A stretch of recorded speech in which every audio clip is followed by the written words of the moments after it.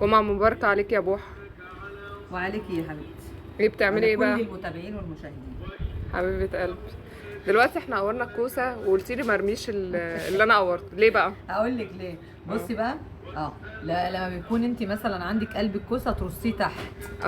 ده ترصيه، ممكن تحط عليه ترنشات بصل، ترنشات طماطم عادي بقى، بس ما بحبش انا بقى الايه يعني كتير كده لخبطه. قلب الكوسه ده بقى هينزل عليه الخلطه بقى، الصوص بتاع الخلطه والكلام ده كله، عادي يخليه طعمه الخلطة فظيع. بتاعتي. ايوه. ويحمي ايه، يحمي المحشي يعني. الفلفل ده بقى بيبقى في المحشي رهيب. الفلفل الالوان الاصفر والاحمر يبقى تحفه. ب 40 جنيه وانا عارفه ب 45 جنيه. نرمين جابت لنا اتنين. ما انت قلت لي عايزه فلفل يا ماما، رحت جايبه لك من كل حاجه فلفلايه. هو يا دوبك فلفلتين هم. يعني مين هياكلهم بقى مش عارفه. الف هنا عليك يا بابا. ان شاء الله. كل دي واحد مكان فينا الورد يعني. مكان الورده. انا بقول لك كل واحد فينا حته دي ولا ايه؟ بألف هنا. اصبري بقى عشان ايه.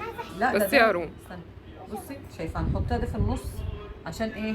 الاثنين دول للذكرى الخالده. هنحطهم تحت كده ونحط حواليهم الكوسه والبتنجان، وبعد كده نعمل ورق اهو. انا حاطه الورق بتاع الورق بتاع الله يرحمك يا خالد يا حبيبي. كروم. كان رايح جاي يقول له خدي يا بوحه هينفعك. والله العظيم انا ما بشتري كروم ما شاء الله، ومسكر بقى لان كان كروم بشتا وجميل قوي.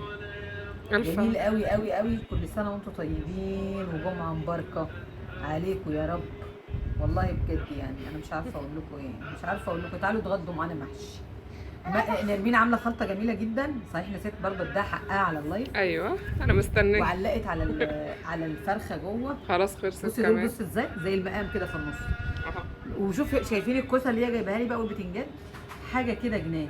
وطبعا هنعمل كله في حله واحده.